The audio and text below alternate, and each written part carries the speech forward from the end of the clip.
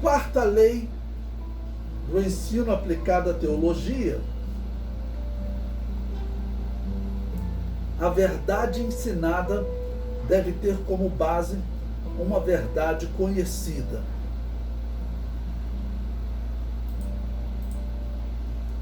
A primeira lei falou do preparo do professor. A segunda falou do interesse do aluno. A terceira falou da linguagem. A quarta lei fala do processo de aprendizagem.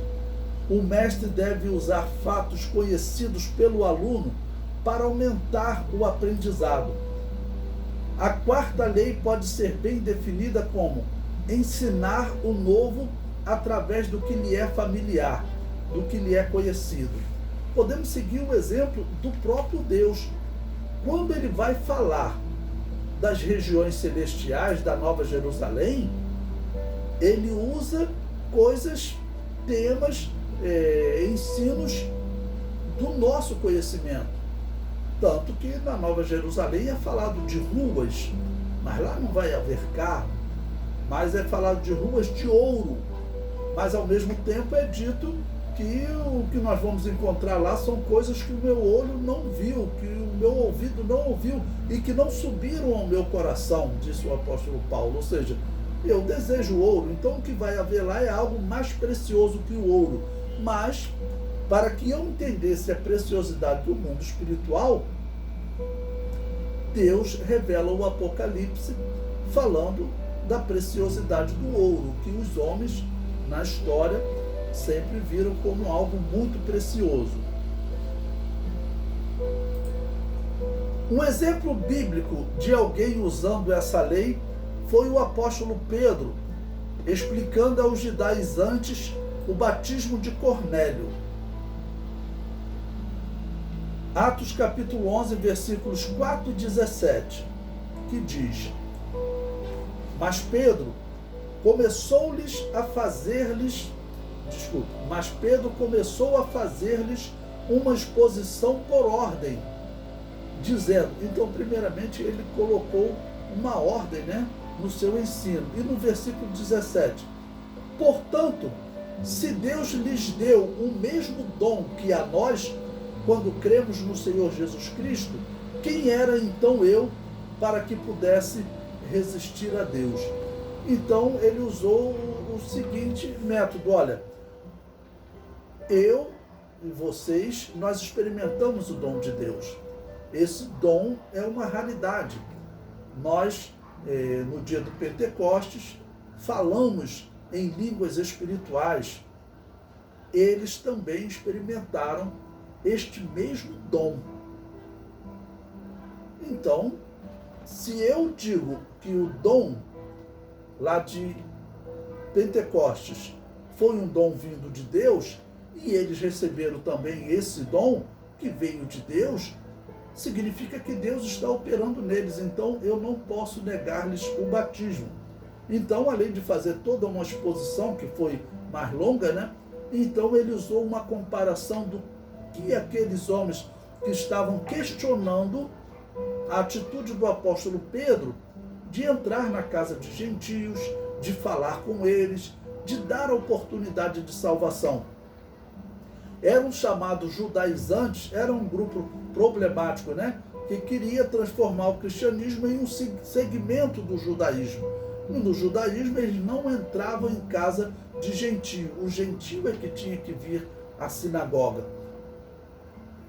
Mas Deus apareceu para o apóstolo Pedro e claramente mostrou-lhe que os gentios não eram mais imundos.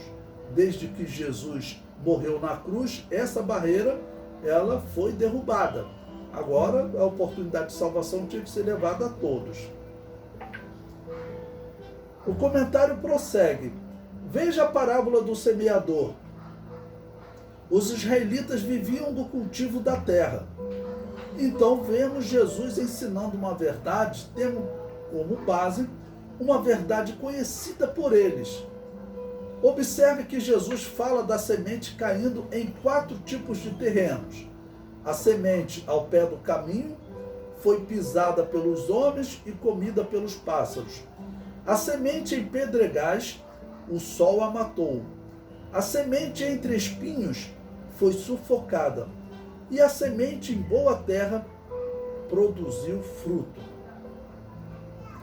Então, nesse exemplo aqui que nós temos da parábola do semeador, Jesus Cristo fez uso de diversos conhecimentos daqueles cidadãos, daqueles que estavam ouvindo o sermão. Conhecimentos, inclusive, que nós aqui no Brasil, aqui na cidade principalmente, nós precisamos pesquisar em livros históricos daquela época para poder entender essa mensagem de Jesus. E eles entendiam automaticamente. Um exemplo: alguém que ouvia Jesus Cristo descrever todo esse ato de semear, ele já começava a pensar, pela experiência dele no campo, que tinha algo errado nessa semeadura. Porque uma das práticas dos semeadores em Israel era sair lançando a semente e depois ele vinha com o arado atrás mexendo a terra. E aí veja, aquela semente que caiu ao pé do caminho, que era pisada pelos homens e comida pelos pássaros, aquela semente ela era misturada com a terra, porque o arado passava naquele local onde os homens pisavam, era um caminho, né? E ele mexia aquela terra e aquela semente tinha oportunidade de brotar. A semente que caía sobre uma pedra também, no momento que o arado passava e mexia aquela terra, ela seria mexida ali, coberta por terra e poderia brotar também. A que caía entre espinhos, o arado passava, derrubava o espinheiro, e o espinheiro servia até de adubo para ajudar aquela semente a brotar, né? E claro, que caiu em boa terra também era mexida. Então, o semeador ele fazia um trabalho pela semente e Jesus estava ensinando, olha, no reino de Deus vocês têm que fazer a mesma coisa. Lança a semente, prega o evangelho e vai atrás da pessoa que ouviu o evangelho. Cuida daquele terreno. Esse era o ensino de Jesus. Então Jesus estava falando sobre algo que os ouvintes, eles conheciam muito bem. Prosseguindo. Quando Jesus chama os apóstolos, ele diz: eu vos farei pescadores de homens. Eles tinham conhecimento daquela prática, da pesca, né? Então a verdade conhecida por eles lhes ajudaria a entender a pesca espiritual. Quando eles tivessem um longo período sem ganhar uma alma sequer, eles se lembrariam das noites sem pescar nenhum peixe sequer. E vamos lembrar que teve um momento em que Jesus exatamente chegou até eles, e eles, depois da ressurreição, né? E Jesus Cristo perguntou se eles tinham algo para comer, se tinham pescado, e eles disseram que eles trabalharam a noite inteira e nada pescaram. Então Jesus está usando como exemplo, olha, vocês são pescadores, vocês às vezes trabalham a noite inteira e não pescam nada. E isso aconteceu depois da ressurreição de Jesus. E Jesus lhes ensina, olha, se você obedecer a minha palavra, vocês conseguirão muitos peixes. E Jesus deu ordem para que eles lançassem a rede ao lado do barco. Eles assim fizeram e logo a rede estava cheia de peixes. Ou seja, a pregação do Evangelho, para nós ganharmos almas, nós temos que seguir a palavra de Jesus, ou seja, a Bíblia Sagrada. A palavra de Deus é o diferencial para uma alma se render aos pés de Jesus ou continuar na incredulidade. Prosseguindo no comentário. Para descrever a ação do Espírito Santo em favor da igreja na eternidade, a Bíblia usa a figura de um rio. A importância do rio para uma cidade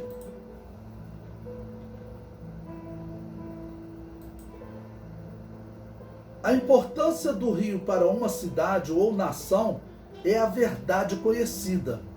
A ação do Espírito Santo saciando a igreja na eternidade é a verdade ensinada. Por quê? Porque está escrito: há um rio cujas correntes alegram a cidade de Deus, o santuário das moradas do Altíssimo. Então veja, para descrever a ação do Espírito Santo lá na eternidade, o que a Bíblia está ensinando? Há um rio cujas correntes alegram a cidade de Deus, a Nova Jerusalém. Esta Nova Jerusalém é o santuário, ou seja, o lugar onde se pratica o culto santo. Esse é o significado de santuário. É o santuário das moradas do Altíssimo, que somos nós. E a ação do Espírito Santo é algo tão importante que uma cidade ela não sobrevive sem um rio. Nos tempos antigos e até nos dias de hoje nós podemos ver as cidades, elas cresciam em torno dos rios. Em torno dos rios cresceu Ur dos Caldeus, Nínive, Ur dos Caldeus ali na Mesopotâmia, entre os rios Tigre e Eufrates. O Egito também cresceu junto do rio Nilo. Então o rio ele era fundamental para que a cidade tivesse a sua nutrição, o seu alimento, ou através de peixe, ou através de água para regar o cultivo do solo, tá ok? Então assim será o Espírito Santo na eternidade. Está usando algo que nós conhecemos para ensinar sobre a nossa vida na eternidade.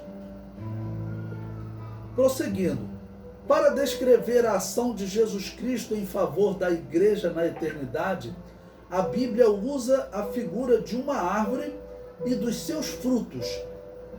A importância das árvores e dos frutos para os homens é a verdade conhecida. A ação de Jesus Cristo alimentando a igreja na eternidade é a verdade ensinada. Isso começou no Jardim do Éden, onde havia uma árvore da vida. Então, na eternidade, na Nova Jerusalém, diz que tem uma árvore no meio da praça da grande cidade, e essa árvore ela estava de uma e da outra banda do rio, e esse rio é o Espírito Santo. Então, Jesus Cristo, juntamente com o Espírito Santo, estará saciando a sede e alimentando a igreja por toda a eternidade. Claro que esse alimento não é natural, porque o novo corpo, o corpo eterno, a descrição bíblica é que ele não necessita de alimento. Oséias capítulo 12, versículo 10 diz: e falarei aos profetas e multiplicarei a visão, e pelo ministério dos profetas proporei símiles. A símile é uma linguagem que é usada para comparar dois elementos que não são da mesma espécie ou da mesma natureza, mas têm uma relação de compreensão. Pode também ser definida como comparação por simplicidade. Então, a símile você pensa em uma alimentação espiritual e você fala em um alimento natural.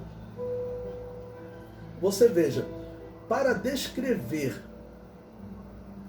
o momento em que o homem pode ser cortado da comunhão com Deus, João Batista usou algo que era comum no mundo deles. Ele disse: o machado está posto à raiz das árvores. Toda árvore que não produz bom fruto, corta-se e lança no fogo. E o fruto, é claro, ele está falando de mudança de caráter. Então nós temos que ser uma árvore que produza frutos dignos de arrependimento, ou seja, que o nosso caráter realmente reflita que nós estamos arrependidos das nossas velhas obras. Vejamos alguns exemplos de símile.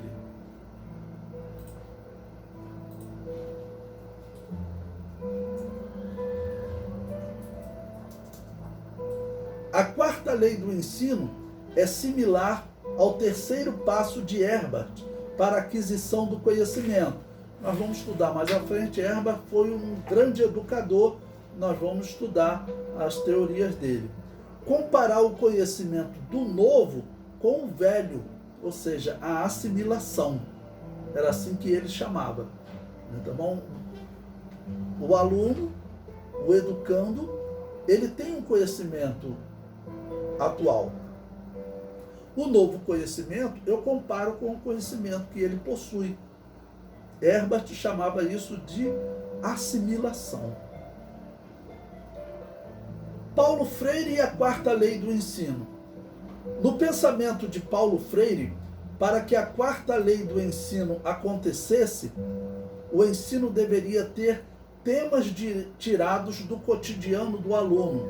Diz a história que Paulo Freire, ele gostava de ensinar crianças, no Nordeste mesmo, e colocar elas, às vezes, sentadas no chão, falar de coisas próprias da região onde ele estava ensinando aquelas crianças. Nós aprendemos isso com Jesus e nos dias de hoje nós também teremos que usar esses exemplos, né? A criança que é criada na cidade, nós procuraremos o conhecimento dessa criança para poder falar do conhecimento